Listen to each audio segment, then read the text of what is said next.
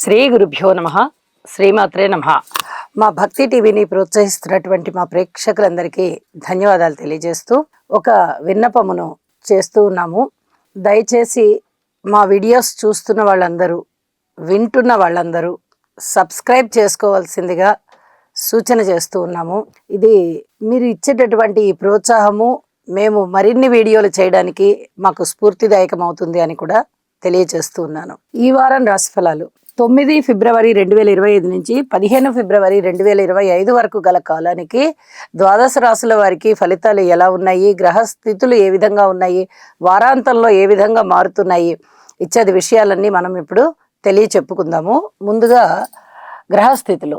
వృషభ రాశిలో గురుగారు ఉన్నారు, మిథునంలో చంద్ర కుజులు ఉన్నారు, అలాగే కన్యలో కేతువు, మకరంలో రవి బుధులు, శనిగారు వచ్చేసి కుంభరాశిలో, శుక్ర రాహులు ఇద్దరు కూడా మీనరాశిలో. వారాంతంలోకి వెళ్ళేటప్పటికీ చంద్రుని యొక్క స్థితి కేతువుతో కలిసింది. రవి బుధులు ఇద్దరు కూడా కుంభరాశిలోని రవి గారితో కలిశారు. ఇది ఈ వారంలో వచ్చినటువంటి గ్రహస్థితులలోని మార్పులు. ఇక సమ్మేళనాల విషయానికి వచ్చినట్లయితే ఈ చంద్ర కుజుల యొక్క కలయిక చంద్రమంగళ యోగాన్ని సూచిస్తూ ఉంటుంది. ఇది జన్మజాతకంలో ఉన్న వారికి మాత్రమే అప్లై అవుతుంది. అయితే ఇది మాతృవర్గరీత్యా అతిగా ప్రేమ ఉండడము, లేకపోతే అతిగా నిరసన ఉండడము, ఇలాంటి విషయాల్ని తెలియజేస్తూ ఉంటుంది. అలాగే వైన్, లిక్కరు ఇలాంటి చేదు పదార్థాల బిజినెస్లు, వాటి విషయంలో చాలా బాగుంటుంది బిజినెస్ అని చెప్పి చెప్పచ్చు. ఇక రవి బుధులు ఎప్పటిలాగే నెల రోజుల నుంచి కలిసే ఉన్నారు. వీరి యొక్క కలయిక ఏ రాశి వారికైనా కానీ కొంచెం బాగానే ఉంటుంది. రవి గారు కానీ బుధుడు కానీ బుధార్క యోగము అని అంటాము, లేదా బుధాదిత్య యోగము అని అంటాము. ఈ రకమైనటువంటి కలయిక కొంత కీర్తి ప్రతిష్టలను ఇస్తుంది, ధనాన్ని ఇస్తుంది, బంధుమిత్రుల పట్ల ఆదరణనిస్తుంది. ఇక శుక్ర రాహుల కలయిక గురించి చెప్పుకోవాలి అంటే మనకి ఆత్మీయతని దెబ్బతీస్తుంది, అనురాగాల్ని దూరం చేస్తుంది, ప్రేమ స్వభావాన్ని అనుమానింపజేస్తుంది. అలాగే ఏ ఇద్దరి స్నేహితుల మధ్య అయినా లేదా ఒక గ్రూప్ ఆఫ్ పీపుల్ మధ్య అయినా విభేదాలు తెచ్చే విధంగా ఉంటుంది. ఎప్పటికీ కూడా మనుషుల్ని దూరం చేసేటటువంటి తత్వం శుక్రరాహుల కలయిక ప్రేమ ఉండనివ్వదు. ఏ ఇద్దరి మధ్య కూడా ప్రేమని, స్నేహాన్ని ఉండనివ్వదు. అలాంటి పరిస్థితి ఉండే అవకాశాలు ఉన్నాయి. ఇక దృష్టుల విషయానికి వస్తే గురువుగారి యొక్క దృష్టి కేతువు గారి మీద పడి ఆధ్యాత్మికమైనటువంటి చింతనని పెంచుతోంది. అలాగే రవి బుధుల మీద ప్రసరిస్తూ మంచి తెలివితేటల్ని పెంచుతోంది. అది వరకు ఉన్న తెలివితేటల కన్నా ఇప్పుడు ఇంకా స్పాంటేనియస్గా మాట్లాడడం కానీ, ఇంకా అధికమైనటువంటి తెలివితో ఆలోచించడం కానీ, ఒక లాంగ్వేజెస్కి సంబంధించి మంచి పట్టు తెచ్చుకోవడం కానీ, ఏ రంగంలో అయినా అడ్మినిస్ట్రేషన్ కెపాసిటీ పెరగడం కానీ ఇత్యాదివన్నీ ఉండడానికి అవకాశాలు ఉన్నాయి. ఇక శనిగారి విషయానికి వస్తే తన యొక్క నీచని చూస్తున్నారు తృతీయ దృష్టి చేత. ఇది కొంచెం అనారోగ్యం సూచిస్తూ ఉంటుంది మేషరాశి వారికి. అయితే ఇప్పుడు శనిగారి యొక్క స్థితి ఇంకొక నెల 2 నెలల కాలంలో, సుమారుగా ఇంకొక 45 రోజుల కాలంలో రాశి మారిపోతున్నారు కాబట్టి బలహీనమైపోతున్నారు. చివరి డిగ్రీలకు వచ్చేస్తున్నారు కదా, 28 ఆ డిగ్రీలకు వచ్చేస్తున్నారు, 27, 28 ఆ డిగ్రీలకు వచ్చేస్తున్నారు. కాబట్టి వృద్ధగ్రహం అవుతూ ఉన్న కారణం చేత శనిగారి యొక్క దుష్టత్వం బలహీనపడిపోతుంది. తరువాత రాశిలోకి వెళ్ళిపోబోతున్నారు కాబట్టి అక్కడ బలోపేతం అవుతారు, అంటే మీనరాశిలో బలోపేతం అవుతారు. కాబట్టి మనము ఈ శనిగారి గురించిన దృష్టులకి అంత భయపడాల్సిన అవసరం లేదు. ఎందుకంటే సప్తమ దృష్టి గ్రహాలు లేవు, దశమ దృష్టిలో కూడా గ్రహాలు లేవు. ఇది కూడా ఒక కారణం అవుతూ ఉండడం చేత అంతగా చెడు ఫలితాలు ఉండవు. రాశి మీద ప్రసరించేటటువంటి ఫలితాలని మాత్రమే మనం తీసుకోవాలి. ఇది గోచారంలో అంత భయంకరమైనటువంటి పరిస్థితి అయితే కాదు అని చెప్పి చెప్పడం జరుగుతోంది. అయితే వారాంతంలోకి వెళ్ళేటప్పటికీ రవి బుధుల యొక్క స్థితి శని గారితో కలుస్తూ ఉంది.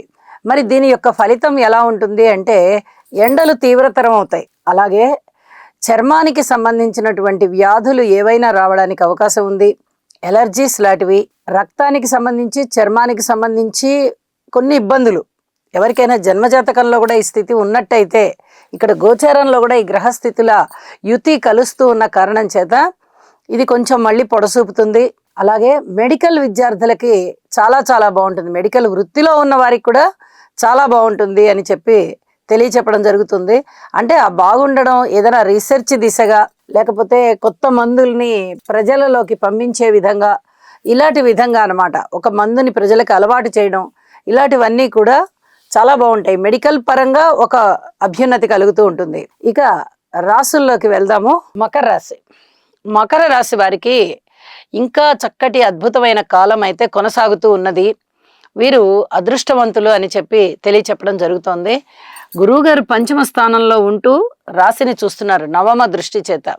నిజానికి ఏలినాటి శని ఇంకా జరుగుతూ ఉంది ఈ కాలం. ఇలా జరుగుతూ ఉన్నప్పుడు ఏలినాటి శని జరిగే టైంలో గనక గురువుగారి యొక్క దృష్టి ఉండడము, గురు బలము ఉండడము చాలా చాలా అదృష్టం. పటాపంచలైపోతుంది శనిగారి యొక్క దుష్ట ఫలితం. ఇక్కడ అదే జరుగుతుంది. పంచమ స్థానంలో గురువు ఉండడం అంటే అన్ని విధాల అదృష్టమే. 4 గ్రహాల యొక్క ఉనికి చాలా చాలా బాగుంది.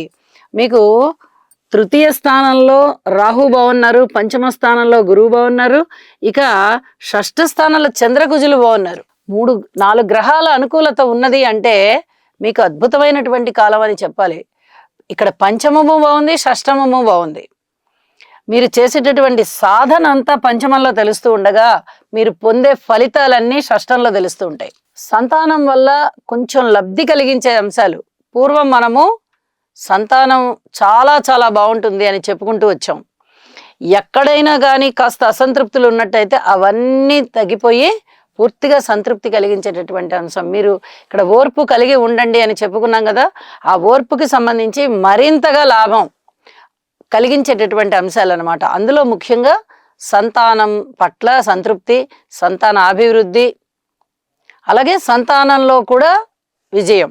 ఇక ధనము రీత్యా అభివృద్ధి, శత్రువుల రీత్యా శత్రువులు తగ్గిపోయి మిత్రులు ఎక్కువ అవడము, అంటే శత్రునాశనం. దుఃఖాలు ఏమన్నా ఉన్నట్టయితే దుఃఖాలన్నీ తగ్గిపోతాయి. మీరు చేసేటటువంటి కృషి ఎలా ఉంటుంది, మీకు ఉన్నటువంటి దైవ బలం అలాంటిది. గురువుగారి పంచమ స్థానంలో ఉండి నవమ దృష్టి అంటే అది మాటలైన విషయం కాదు, చాలా అద్భుతమైన విషయం. ఏదున్నా లేకపోయినా గురుబలం ఉంటే చాలు అనే లోకోక్తిని కూడా మనం వింటూ ఉంటాం. అలాంటి పరిస్థితి అన్నమాట. వాహనాల వల్ల లాభాలు ఉంటాయి, అలాగే జీవిత భాగస్వామి వల్ల కూడా చాలా ప్రశాంతత ఉంటుంది. వివాహాది శుభకార్యాలు కుదిరే దిశగా ఉంటాయి. రాజకీయ నాయకులు బాగుంటారు, వ్యాపారవేత్తలు బాగుంటారు, స్త్రీలు కూడా బాగుంటారు, చక్కటి అన్యోన్యతతో ఉంటారు, విద్యార్థులు బాగుంటారు. అనేక రకాలుగా మీకు ఆనందాలన్నీ ఉంటాయి అన్నమాట. అన్ని రకాలు కార్మికులు, కర్షకులు, నేత పనివారు, చేతి వృత్తుల వారు ఇత్యాది వారందరూ కూడా చక్కగా మాకు బాగుందండి వారం అనుకుంటారు. అంత చక్కటి అనుకూలమైనటువంటి ఫలితాలు ఉంటాయి. ఉద్యోగ జీవితంలో కూడా కాస్త సంతృప్తినిచ్చే విధంగా ఉంటుంది. ఇక అన్నదమ్ముల సహాయ సహకారాలు మరువలేని విధంగా ఉంటాయి. కుటుంబంలో ఐకమత్యం విషయంలో గురువుగారి యొక్క ఆశీస్సులు మనకి దొరికాయి. అసలు వినని వాళ్ళు విన్నారు మాట అన్నట్టుగా అనుకుంటారు మీరు. ఇన్ని రకాలుగా మీకు చాలా బాగున్నప్పుడు భగవంతుని పట్ల కృతజ్ఞతా భావనతో వారికి చక్కగా పూజలు అవి చేసుకోండి, ఇష్టదేవతారాధన చేయండి. అలాగే సన్మాన సత్కారాలకి మీరు అర్హులవుతారు. మీరు ఒక ఉత్తమోత్తమైన స్థితిలోకి వెళ్తారు అని కూడా తెలియచెప్తూ ఉన్నాను. ఇక వార అంతం విషయంలో ద్వితీయ స్థానంలోకి రవి బుధులు వచ్చేసారు. బుధుని యొక్క స్థితి చాలా చాలా బాగుంటుంది. కాబట్టి మీరు అనేక విధాలుగా ఆనందంగా ఉండొచ్చు. నవమ స్థానంలోకి చంద్రుడు వచ్చినప్పటికీ అంతగా అనుకూల పరిస్థితులు లేని కారణం చేత ఈ వార ప్రారంభంలో ఉన్న ఫలితాలే కొనసాగుతూ ఉన్నాయి అనేటటువంటి సంకల్పాన్ని చేసుకుని మీరు మరింత ప్రశాంతంగా ఉండండి, భగవద్ ధ్యానం చేయండి, చాలా ఆత్మసంతృప్తితో ఉంటారు అని చెప్పి తెలియజేస్తూ శుభం.